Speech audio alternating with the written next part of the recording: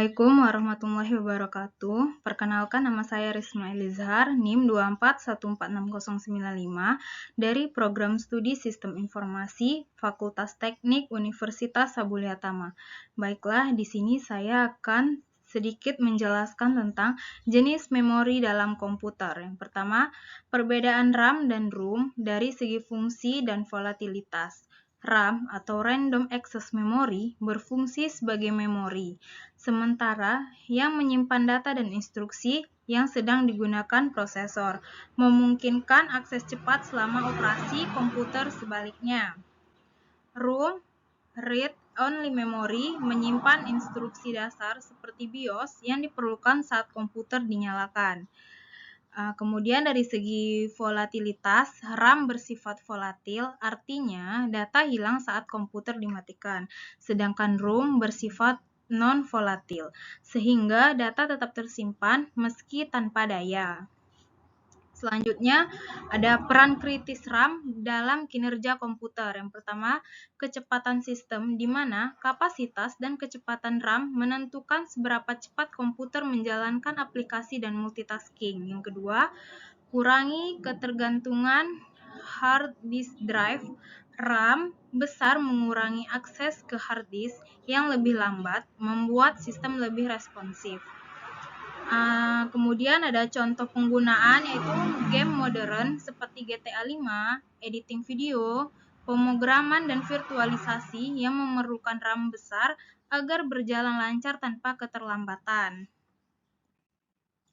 Kemudian ada fungsi utama ROM dan alasan isinya sulit diubah. Yang pertama, menyimpan firmware, yaitu ROM berisi instruksi permanen seperti BIOS yang menjalankan kode awal saat komputer menyala.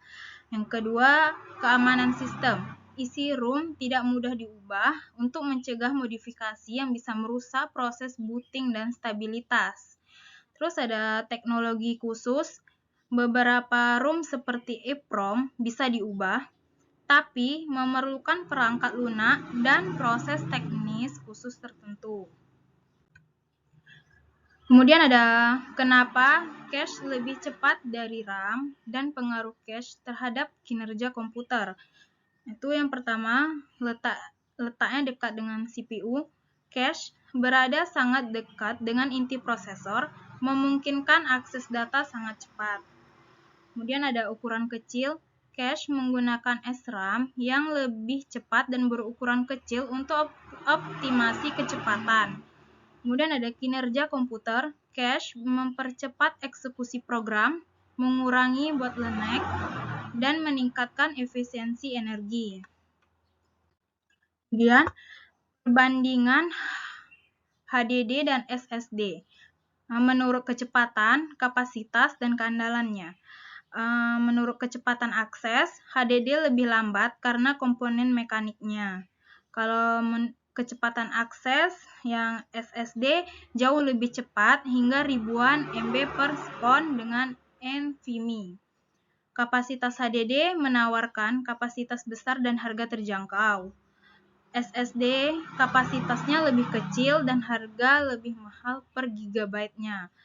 Keandalan HDD rentang guncangan karena bagian mekanik. Kalau SSD tahan guncangan dan lebih awet untuk perangkat mobile. Selanjutnya ada virtual memory, fungsi dan cara kerja.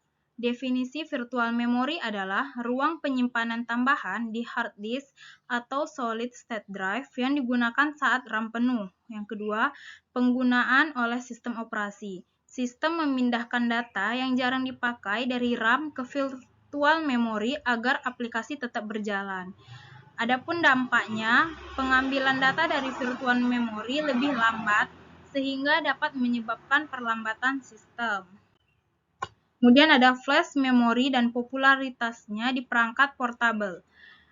Flash memory adalah memori non-volatil yang digunakan untuk menyimpan data secara permanen meskipun daya listrik dimatikan. Disebut flash karena proses penghapusan dan penulisannya sangat cepat seperti kilatan cahaya. Adapun keunggulannya yaitu ringkas dan ringan, tahan guncangan, hemat daya, kecepatan akses tinggi, awet, dan tahan lama. Selanjutnya ada evolusi media penyimpanan dari floppy disk, hard disk drive, dan solid state drive ke flash memory.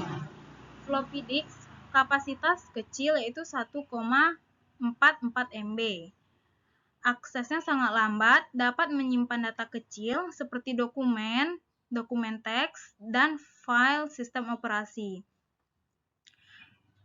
Selanjutnya ada hard disk drive, itu kapasitasnya besar, lebih cepat dari floppy, digunakan untuk menyimpan sistem operasi, aplikasi, dan data besar di komputer, pribadi, dan server.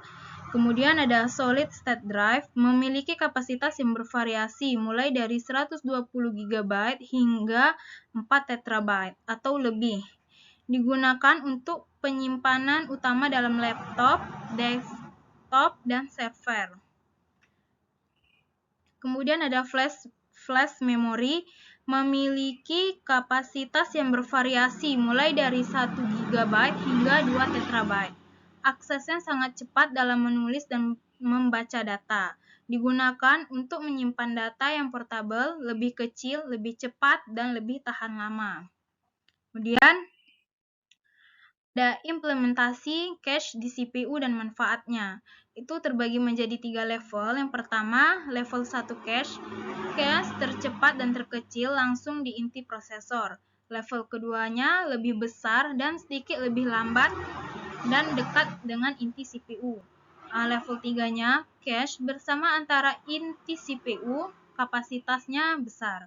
Adapun manfaatnya itu mempercepat akses data dan eksekusi instruksi.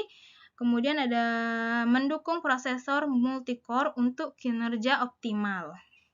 Selanjutnya, ada kegunaan dan batasan virtual memory di sistem modern. Itu terbagi menjadi 4. Masing-masingnya ada 4 kegunaan dan batasan. Kegunaan yang pertama, meningkatkan kapasitas memori, di mana virtual memory memungkinkan sistem untuk menjalankan aplikasi yang memerlukan lebih banyak memori daripada yang tersedia secara fisik. Yang kedua, manajemen memori yang efisien. Dengan menggunakan teknik paging dan segmentation, virtual memory dapat mengelola memori dengan lebih baik. Yang ketiga, isolasi proses. Virtual memory memberikan isolasi antara proses yang meningkatkan keamanan dan stabilitas sistem. Yang keempat, dukungan multitasking. Dengan virtual memory, beberapa aplikasi dapat berjalan secara bersamaan tanpa mengganggu satu sama lain.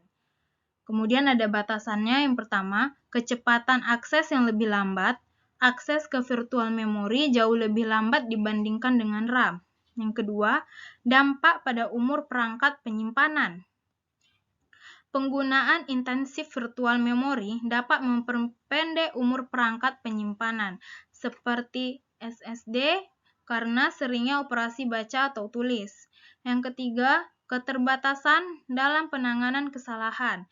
Jika terjadi page fault, proses harus menunggu hingga data yang diperlukan dimuat dari disk. Dan yang terakhir atau yang keempat, potensi untuk tracing.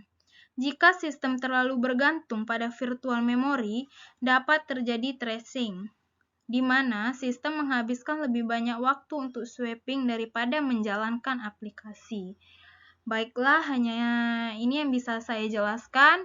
Semoga bermanfaat. Assalamualaikum warahmatullahi wabarakatuh.